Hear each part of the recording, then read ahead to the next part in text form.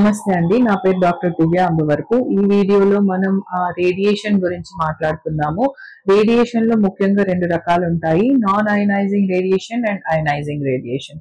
Ionising radiation అంటే మనకు X rays, PET scans, CT scans like security scanners etcetera and radioactive materials అలా. దాని కారణంగా వచ్చే సమస్యలనేవి ఇమ్మీడియేట్‌గా ఉంటాయి.